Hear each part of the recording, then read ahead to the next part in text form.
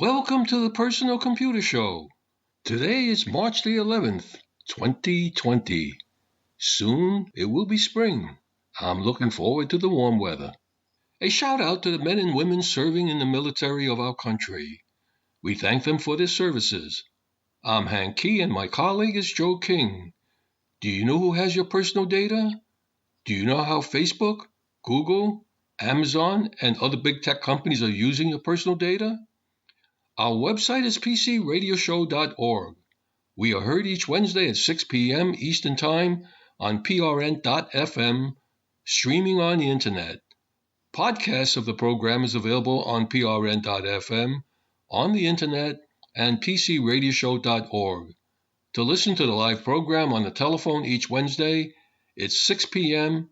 Eastern Time, and the number is 641-793-7091. You can leave us a message with your question or comments at hank@pcradioshow.org.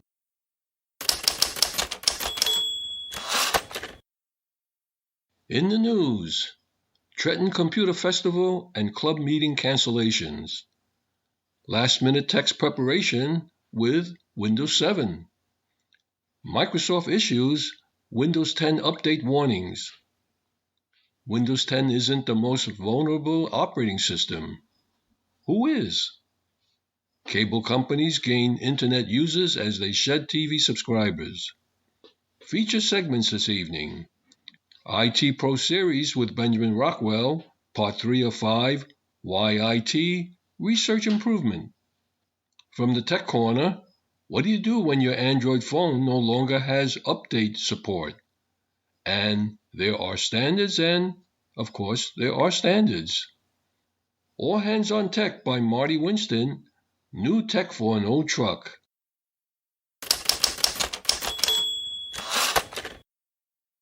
Due to the escalating events of the coronavirus spread, the College of New Jersey has canceled all external events at the college until April 5th. The planned event of TCF 2020, celebrating its 45th year on March the 21st, has been canceled. Many of you had anticipated this event and made plans to be in attendance. There will be a discussion by the planning committee to determine if rescheduling the event at a later date is practical. Due to the escalating events of the spread of the coronavirus, many universities and colleges have moved to remote classes. The New York Amateur Computer Club general meeting, which was scheduled for March 12th at NYU, has been canceled. The Long Island Macintosh Users Group general meeting, which was scheduled for Friday, March 13th, regularly meets at the New York Institute of Technology. The meeting has been canceled. We have a list of club announcements on our website, pcradioshow.org. Check the meeting status of these clubs' meeting date, as the coronavirus may affect their scheduled meetings.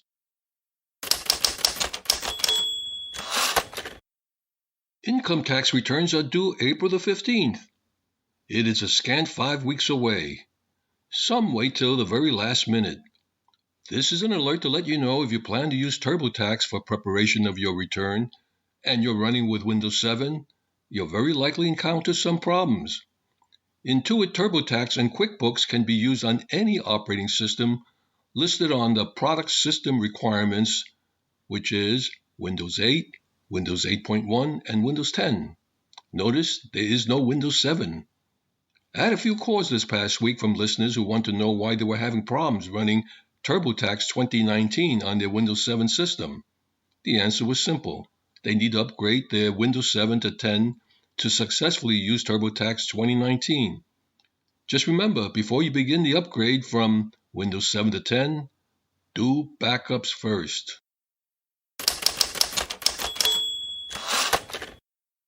Windows 10 users, you've had a rocky spell, but you need to go on high alert again. And here's what you need to know. Windows 10 updates continue to cause problems. What part of it caused problems? It's Microsoft's new KB 453-5996 Windows 10 update. I'll repeat that again. Microsoft Knowledge Base, that's KB 453-5996. It's a Windows 10 update, and it's spiraling out of control. A number of people have been complaining about unable to install new drivers, unable to get around a blue screen of death. Seems like a lot of crashes or the inability to boot, as well as a long time to bring in the system. A number of people I've spoken to recently saying that they've been getting all sorts of different problems. Windows 10 could stutter, they could drop frame rates, there was high disk usage, lost data. Wow, how can you trust anything with Windows 10 when you have all these problems? And it's all traced to KB4535996. And Microsoft doesn't have a firm date on when this can be fixed or when they expect to solve the problem. Microsoft has issued a warning stating that they are aware of issues after installing KB4535996 for Windows. With some users that have been experiencing problems with Windows 10, one of the things you can do is in Windows Desktop Search, type Update History, then click View Your Update History, select Uninstall Updates, and on the Install Updates dialog window, find and select KB4535996, click the Uninstall button. After that completes, restart. You can also download Windows Update Troubleshooter, which will enable you to block KB4535996 and stop it from reinstalling. All these problems came just weeks after Windows 10 Update started deleting user data, while another was pulled days earlier for causing system crashes.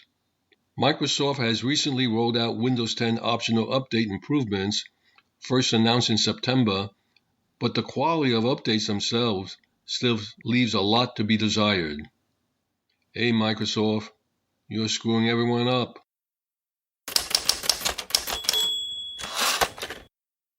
They say that perception is reality, and is that really true?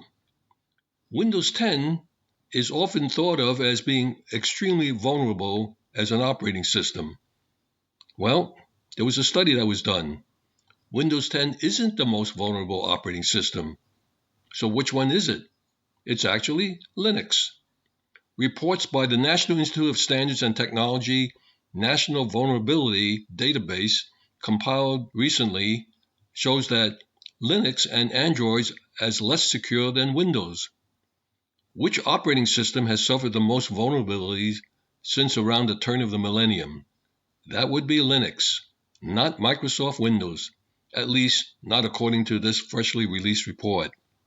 An analysis of the National Institute of Standards and Technology National Vulnerability Database of popular pieces of software between 1999 and 2019, and what was found was that Debian, a flavor of Linux, was top of the table with over 3,000 vulnerabilities over the last 2 decades. Reasonably close behind was Android with over 2,500 vulnerabilities, with the Linux kernel in third place having racked up a count of over 2,300. Well, what about Apple? On Apple's Mac OS was only slightly behind that with over 2,200 vulnerabilities, and Ubuntu was in 5th place with 2,000. All of the top 5 taken by operating systems, although Firefox and Chrome filled the next 2 positions with both having slightly over 1,800 vulnerabilities, respectively. As for Microsoft operating system, Windows 7 bore over 1,200 vulnerabilities, and Windows 10 carried over 1,100. If you add those together, you get a total of 2,394 for the past decade, roughly given that Windows 7 came out in 2009 and handed the baton to Windows 10 in 2015. Although note that some of the other figures mentioned represent a full 2 decades of existence, like Debian, which has been around since 1993, so it's difficult to make direct comparisons in that respect. Still, this serves to underline that Windows security is perhaps not as shaky as you might believe, at least from a historical point of view, and indeed that Linux and Mac users shouldn't be all that complacent. Of course, there's a lot more in security than the mere number of vulnerabilities which pop up in any given operating system or product. There are a number of other important things to consider, such as the nature of those vulnerabilities, the likelihood of them being targeted, and of course, the response and ease of patching them, among other factors. The point still stands, however, that no user should be complacent, no matter how secure they believe any particular product might be.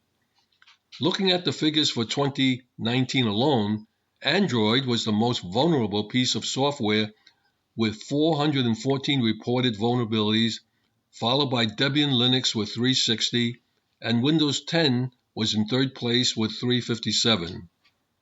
Microsoft is a major target.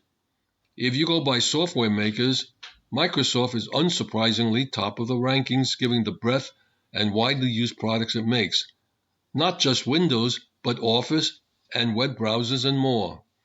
Some of the most critical vulnerabilities were found in Microsoft Office, with a report giving the productivity suite various security flaws a weighted average of 9.1 in terms of their seriousness.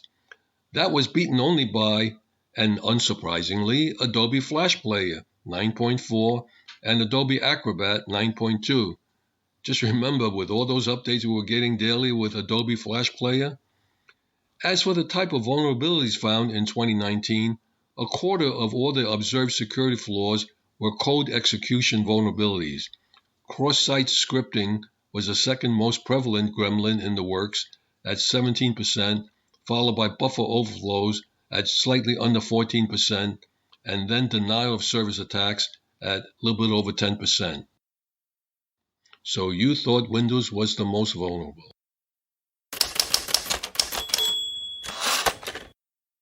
I've been using a cell phone now for a while, and I find that the cell phone I use is not the latest model. It matters not to me because my use of the cell phone is to make phone calls. Well, I do some browsing on it.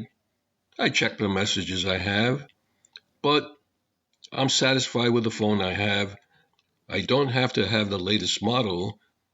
So when the phone is no longer supported in terms of updates, I get a little antsy and I start looking for another phone. I have this old phone. What do I do with it? Before I do anything with it, I want to find out if I can update that old Android so it doesn't get hacked. So I've been thinking about this for a while, that if you have an ancient device that isn't receiving any more updates, then the odds are good that someone, somewhere, is going to find and exploit a vulnerability in it that nobody's interested or able to fix anymore. This is why we preach that you should always keep your Wi-Fi router updated with the latest firmware. And the same goes for your old school Android phone, especially with the news that more than 1 billion older Android devices aren't receiving security updates anymore. 2 out of every 5 Android users worldwide no longer receive security updates for their older Android devices. And while this may sound like something you can just brush off since who cares about old devices anyway, it's apparently not that difficult to take advantage of those gaping security holes. Experts took a selection of affected phones and tablets into its labs, including handsets still available to buy from online marketplaces such as Amazon, and found they could easily be hit by a range of malware and other threats. Researchers tested a range of phones including models from Motorola, Samsung, Sony, LG, Google, and found vulnerability to hacks including enabling personal information to be stolen. A hacker to take complete control over the phone or large bills for services that the phone company hasn't used themselves. Recently out-of-support devices won't immediately have problems, but without security updates, the risk to the user of being hacked goes up exponentially. Generally speaking, the older the phone, the greater the risk. In other words, if you're using a version of Android earlier than Android 8, you aren't getting regular security updates anymore. And even if you're staying up to date as possible on an older version of the Android operating system, there's still a chance that there won't be enough security protection in order to protect you from more sophisticated malware. Well, what are your options? Well, of course, what you want to do is update your device as much as you can. What can you do? First off, make sure you've updated your device to as current of an operating system as it can handle. And if you're not sure how to, then visiting your device settings app, then tapping on System, Advanced, System Update is a good start. The specific route you take may very well based on your device. Get antivirus protection. If you update it as much as you can and you want to stick with your device, install a solid third-party antivirus, anti-malware application. It may feel like overkill for most people, but you're going to want as much protection as you can get if your operating system isn't receiving many or any frequent updates. And even if it is, again, your older operating system still might have unpatched vulnerabilities. Downloading a solid ad blocker that can protect against scammy domains wouldn't hurt either. I generally think that most people don't need an Android antivirus app, especially if you aren't downloading sketchy sounding apps or worse, side-loading apps onto your device. Still, if you're stuck on an older version of Android, every little bit helps. Instead of downloading from places you've never heard of, just stick to Google Play Store apps that don't have weird-sounding names, reviews, or made-up descriptions. Of course, the obvious choice is go just get a new phone. Finally, considering abandoning your old device, you can get a decent budget Android phone running Android 10 for around $200. Bumping up to a more modern phone or tablet that's at least somewhat more protected from issues. Even though Motorola in this example is notoriously slow for launching major Android updates, it won't kill you nor your bank account. I'd rather have the extra speed, new features, and stronger security. Well, how about switching to a third-party operating system? Beyond that, you might want to consider abandoning the stock Android entirely and switching to a third-party operating system like Lineage OS. I can't promise that you'll never face another security issue or vulnerability, but at least you'll receive regular security updates that should hopefully give you a bit more protection than you otherwise have on your aging, not updated operating system. Lineage OS is a free and open source operating system for smartphones, tablet, computers, and set-top boxes based on the Android mobile platform. It is a successor to the custom ROM Cyanogen mod, from which it was forked in December 2016 when Cyanogen Inc. announced it was discontinuing development and shut down the infrastructure behind the project. Since Cyanogen retained the rights to the Cyanogen name, the project rebranded the fork as Lineage OS. Lineage OS was officially launched on December 24, 2016, with the source code available on both GitHub and GitLab. As with all versions of Android, operating system releases are specific to a single model. Since its launch, Lineage OS development builds are available for more than 185 phone models with over 1.7 million active in stores, and you would have resuscitated a working cell phone with support.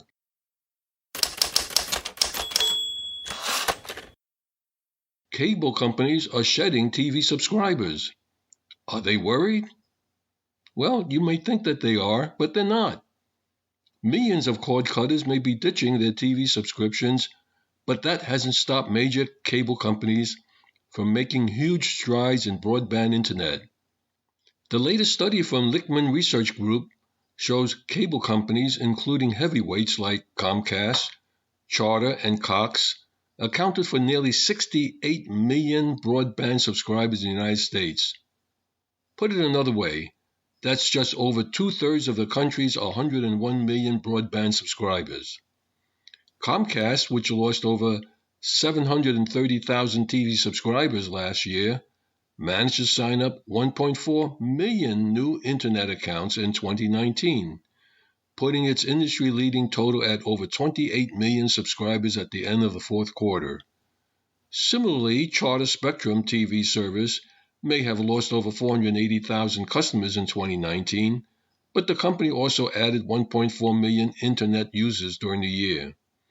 Not all TV providers were able to make up for losses, though, through their Internet businesses.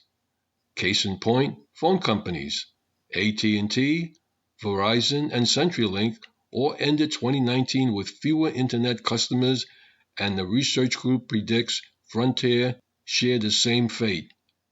Overall, telcos, which offer DSL and fiber optic lines with fast speeds but limited availability, accounted for around 33 million broadband subscribers in 2019. It's clear cable companies are finding successes elsewhere as TV subscriber numbers fall, and it's falling rapidly, and it remains to be seen if the big telcos can follow suit.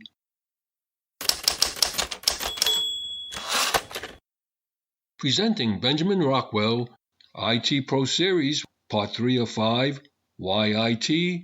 Research Improvement. You don't know anything about our business industry. You don't know anything that's worth anything other than how to keep these computers running. I couldn't believe he said that. This is Benjamin Rockwell, and now it's time where I'm going to cover some professional information technology topics. I'm going to give you experience from my 30 years of being an IT professional. Now, this is part 3 in regards to why businesses need information technology. For some, this is going to contain insight. For others, reminders. Others may hear this presented, expressed in a different way, or with some more information that will help them. I do want to know what you think, so please do write me here at the show. Now, we go back to that particular conversation, and I didn't have any great witty response. As much as I am in radio, I'm not as witty as I would like to think, but that's okay. I was able to provide all kinds of different information, not necessarily related to the industry, not necessarily related so much into what the business did with the customers, but I was able to provide information in regards to which departments were failing as far as being efficient, which departments were running into problems where they were buying too much or storing too much or not working hard enough. All of these different bits and pieces of information can be developed. It's called statistical analysis. It's an area which I've always had fun doing. There are times where, yes, I was actually operating. I was doing certain things, and I was measuring what our department did as part of information technology. It was a sub-department within information technology. And other times, yes, I was measuring what the company was doing. See, computer technology, information technology, is something that we're managing information. We're managing all of the bits and bytes. But we can help a company understand so many different things throughout the end-to-end operations. In a basic company, you might have a quoting department, a sales department. You've got somebody who takes in those contracts. You've got somebody who's planning, managing all of the workers and which different widgets they're going to make.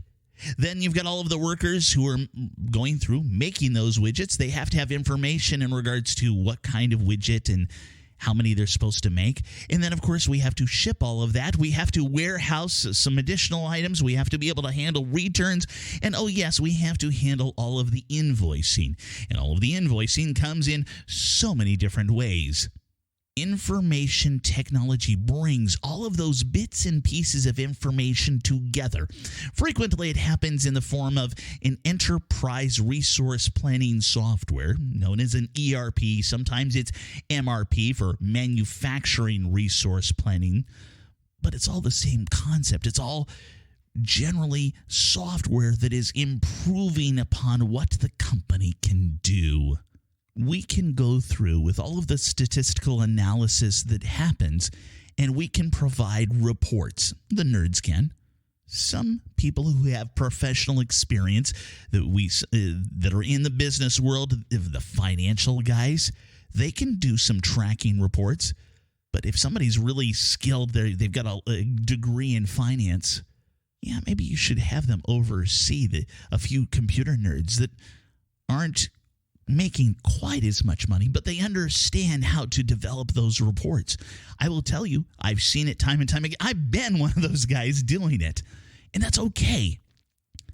Technology can be used. All of this information can be used to track everything from cash flow in and out, how much different inventory you have, who's the lazy person out on the shop floor, who's actually the hardest worker out there. Man, this guy puts out 58 widgets a day, whereas most people only put out about 30 of them. Oh yeah, and his accuracy is pretty good too. We can track the returns based on what Joey out there on the shop floor is doing. Yeah, he is very efficient. Or we may find out that Mark over there, he puts out just as many widgets, but he also has twice the amount of returns that Joey does. Maybe we got to have Mark slow down just a little bit. And we can look at all of these different things. See, all of these different technologies, all of these different statistics allow a business owner to understand how their business is running. Whether we're talking about production, we're talking about the warehouse, we're talking about the finance world. All of this comes together through, yes, that software package, that ERP or MRP, but also through the statistics, all through the different reports that are put out.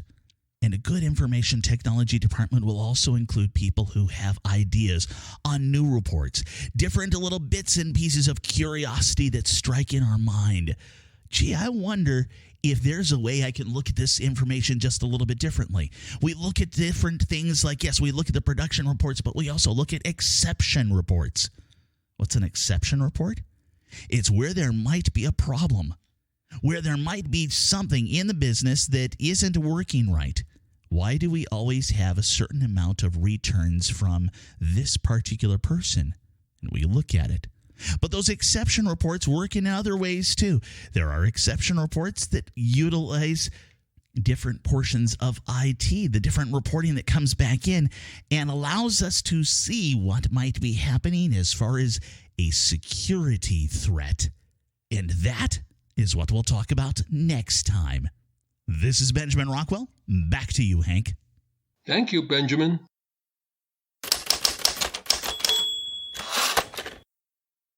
With evolving technology, there are standards and, of course, there are standards.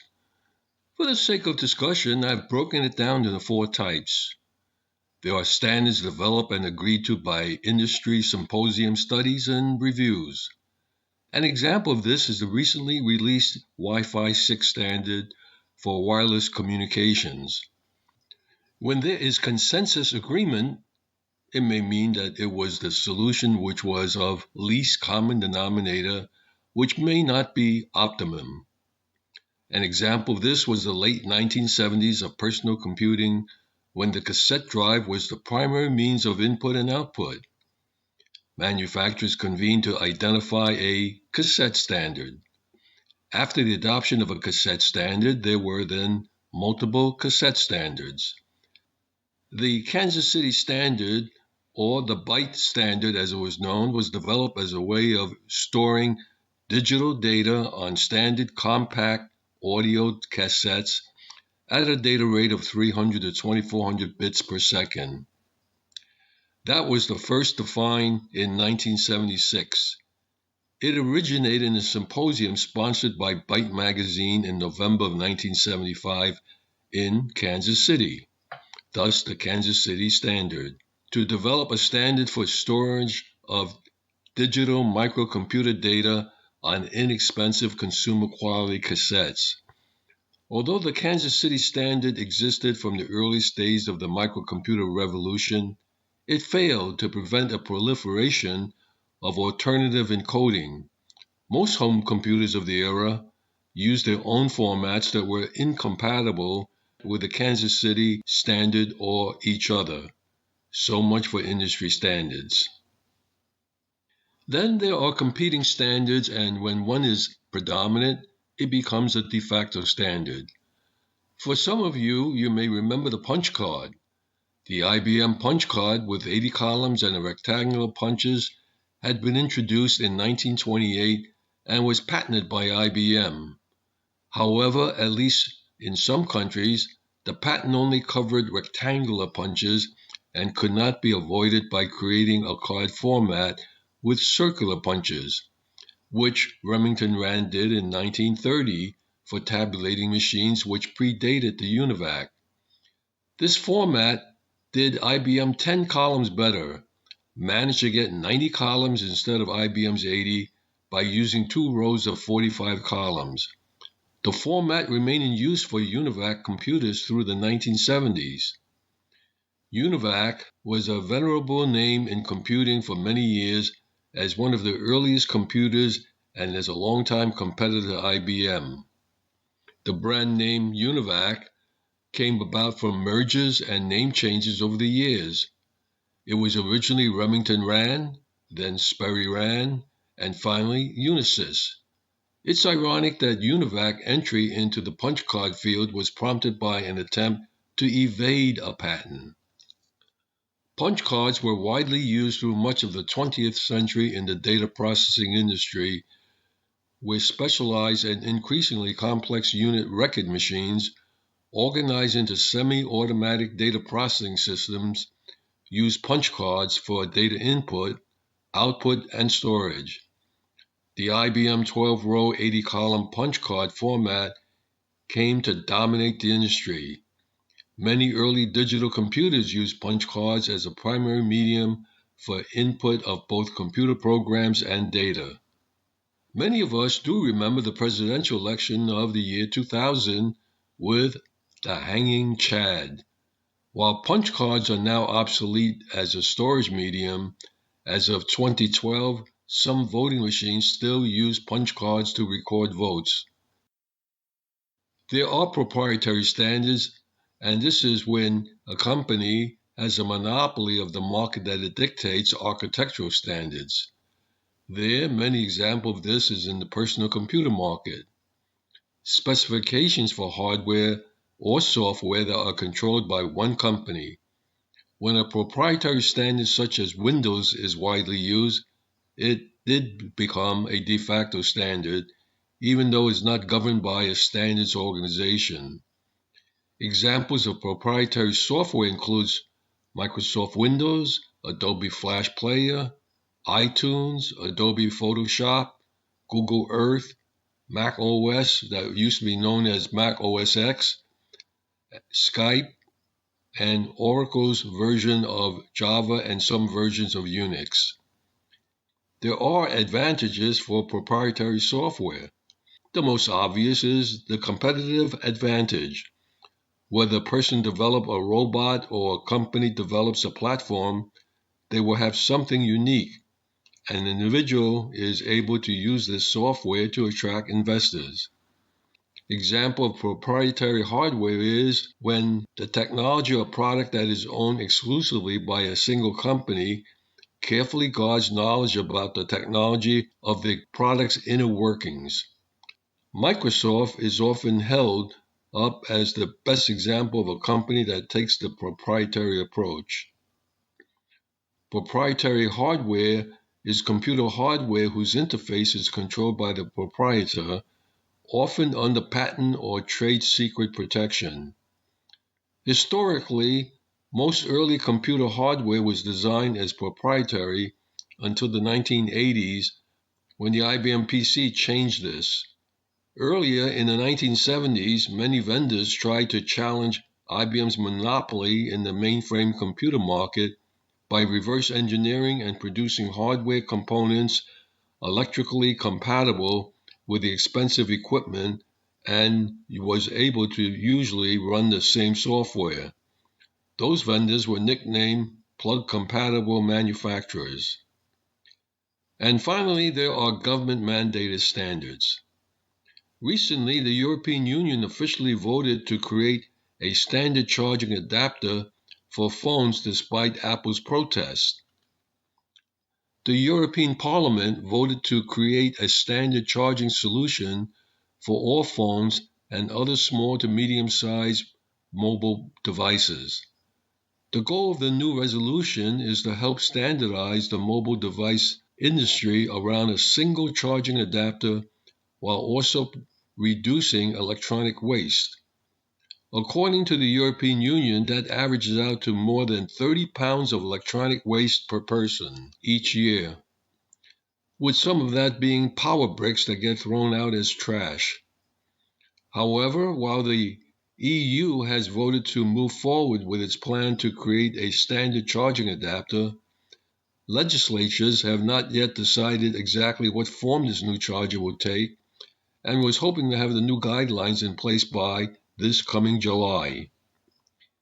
Theoretically, by making a standard charging adapter, device makers would not be obliged to include their own power brick in every box alongside the primary device, reducing the need to manufacture a charging adapter people might not need and potentially reducing the price of each gadget by some small amount. Prior to the EU's recent vote, Apple argued against the creation of a common charger by claiming that forcing device makers to use a single charger would stifle innovation and actually increase e-waste, at least in the short term, as hundreds of gadget makers would be forced to adjust to EU's new regulations. Another potential concern is that the new rules could force Apple to ditch its proprietary Lightning connector, which the company uses on the iPhone and some of its iPads. A potentially bigger issue for a device maker is that a common charger for the EU could wreak havoc with a larger number of fast charging standards currently in use. However, from my point of view, the larger issue is government getting into defining technological standards. How many of you remember the 2007 Energy Independence and Security Act? That mandate by the United States was to replace the incandescent bulb for the CFL bulb by replacing a 60-watt incandescent bulb, which was the most common household bulb, with a spiral-type 13-watt CFL that produces an equivalent amount of light. You could save more than $57 over the life of the CFL.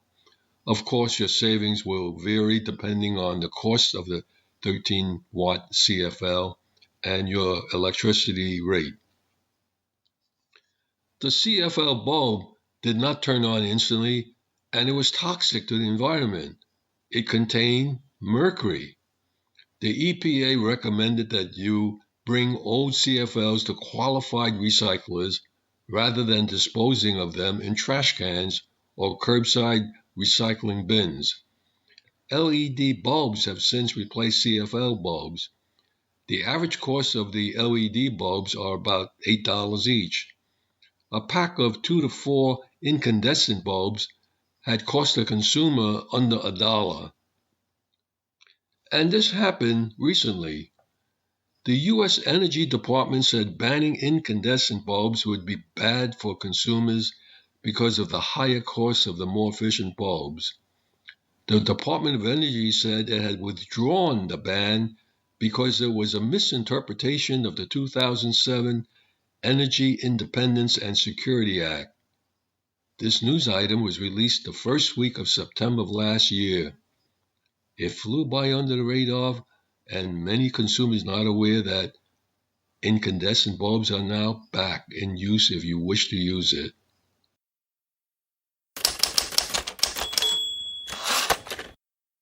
Presenting Marty Winston, All Hands on Tech, new tech for an old truck.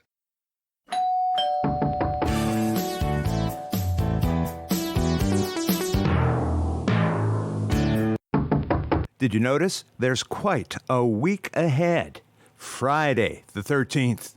Sunday, the Ides of March. Tuesday, St. Patrick's Day.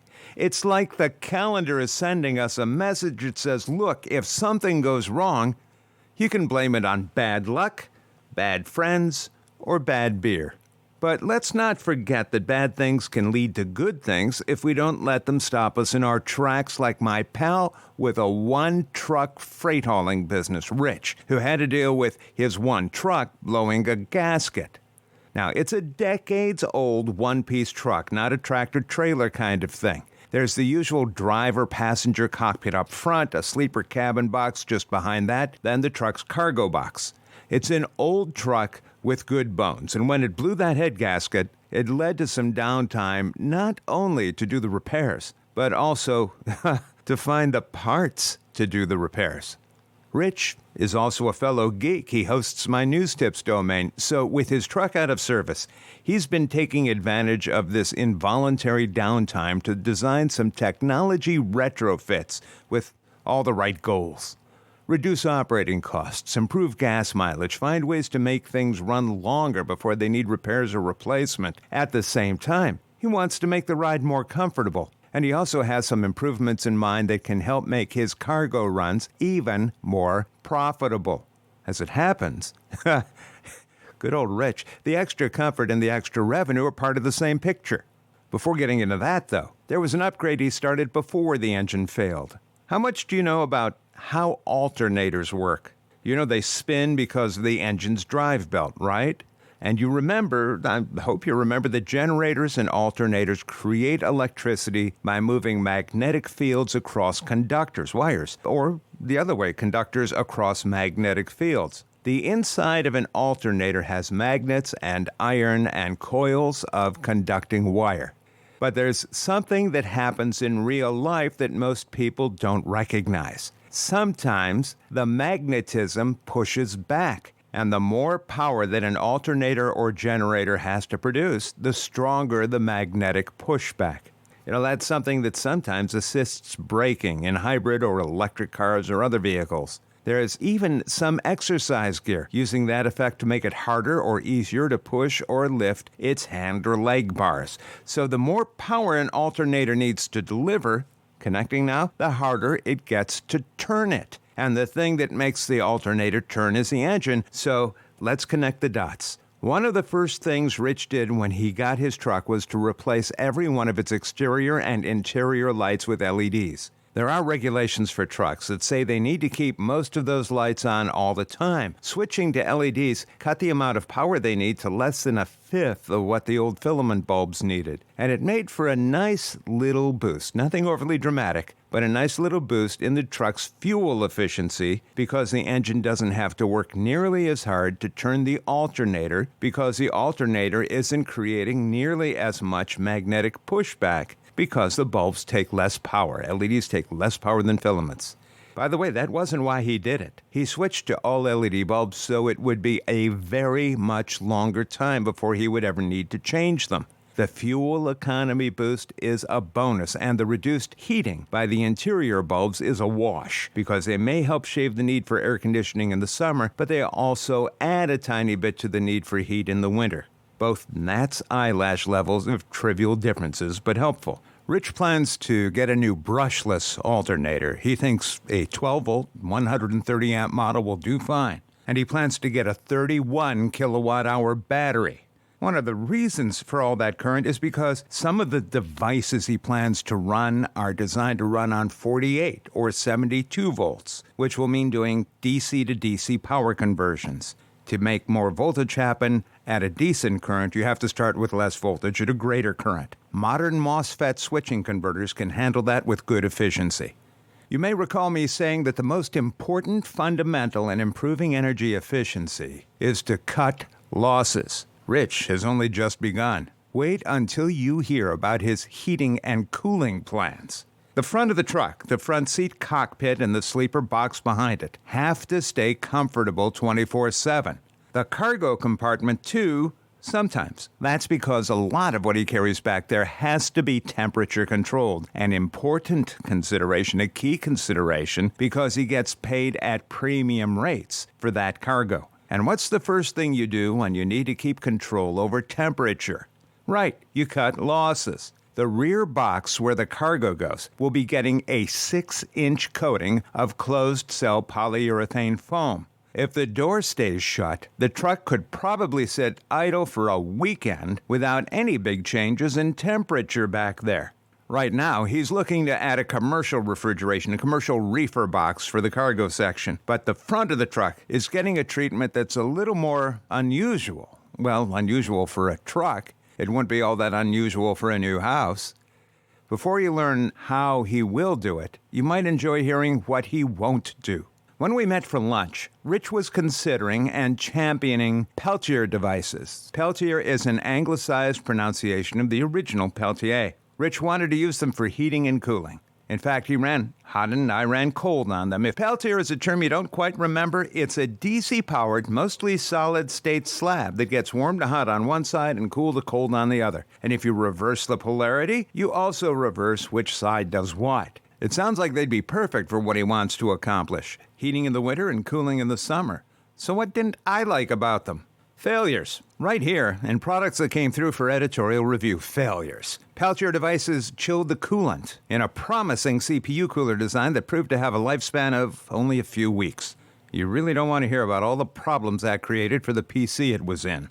Perhaps the most common products using Peltier devices are wine coolers. And how soon those fail, well, that may have something to do with how many bottles you chill, but it seems never to be too very long before the wait to reach your target temperature seems to take longer, and gee, is it bedtime already? Ice in a bucket technology proved more reliable, even considering that ice melts. There's a factor in heating and cooling called the coefficient of performance, or COP. It's the ratio between how much useful heating or cooling gets delivered to how much work or energy has to go into creating it. So the higher the COP, the lower the operating costs.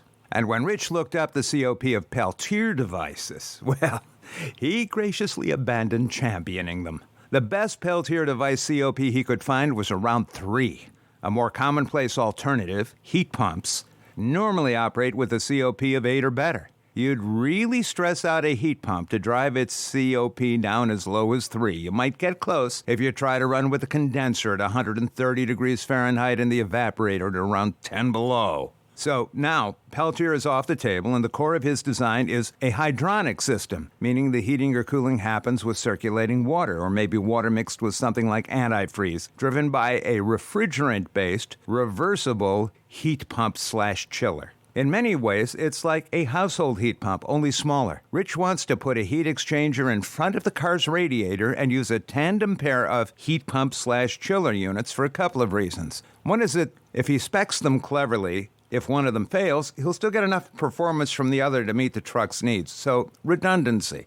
The other is that in the tandem pair, he can run them at a reduced RPM, spin them more slowly, which can boost their COP from about 8 to something in the 10 to 12 range, while still providing a couple of tons of cooling, thousands of BTU of cooling.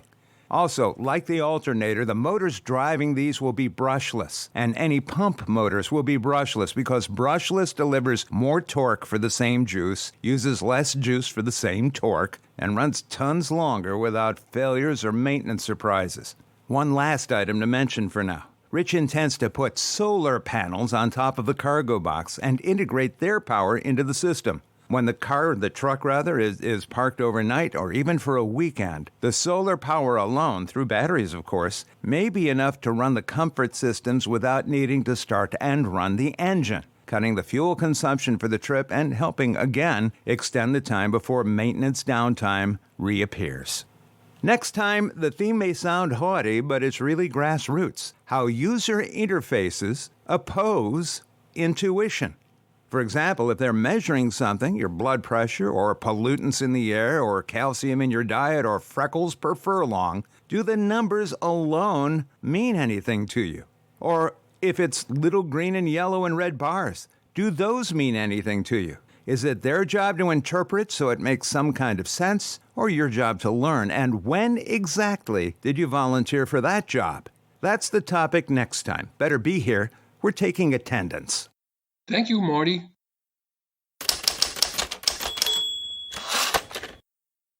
Public service announcements. Computer Club meetings in the New York, New Jersey, and the Connecticut tri-state region. The computer clubs have random access sessions at each of these club meetings. If you have any questions or need for technical advice, The club members are more than happy to assist. All these computer club meetings that are announced are open, free to the public. Due to the escalating events of the spread of the coronavirus, many universities and colleges have moved to remote classes. The New York Amateur Computer Club general meeting, which was scheduled for March the 12th at NYU, has been canceled. The Long Island Macintosh Users Group general meeting, which was scheduled for Friday, March the 13th, regularly meets at the New York Institute of Technology. The meeting has been canceled. We have a list of club announcements on our website, pcradioshow.org. Check the meeting status of these clubs' meeting date, as the coronavirus may affect their scheduled meetings. The Brookdale Computer Users Group will have a presentation on Internet of Things and RFID tagging, Thursday, March the 26th. Meeting time is 6:45 p.m., and they meet at the Middletown Library Large Meeting Room at 55 New Monmouth Road in Middletown, New Jersey. The Westchester PC Users Group meet Thursday, April the 2nd. Meeting time is 7 p.m., and they meet at the Keller Williams New York Realty, 120 Bloomingdale Road in White Plains, New York. The Amateur Computer Group of New Jersey meets Friday, April the 3rd. Meeting time is 8 p.m. at the Scotch Plains Rescue Squad at Scotch Plains, New Jersey. Computer Learning Center at Ewing has a presentation on Cutting the Cord, the Future of TV, Tuesday, April the 14th. Meeting time is 2 p.m., and the location of the meeting is 999 Lower Ferry Road in Ewing, New Jersey. The Kings Bite Computer Club has their meeting on Tuesday, April the 14th. Meeting time is 7 p.m. Park Plaza Restaurant, 220 Cadman Plaza West, Brooklyn, New York.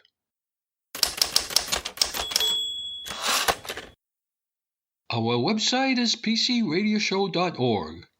We are heard each Wednesday at 6 p.m. Eastern Time on prn.fm, streaming on the Internet. Podcasts of the program is available on prn.fm, on the Internet, and pcradioshow.org. If you have any questions for us, just send us an email address to hank@pcradioshow.org. In the meantime, stay in touch and remember to do your regular backups.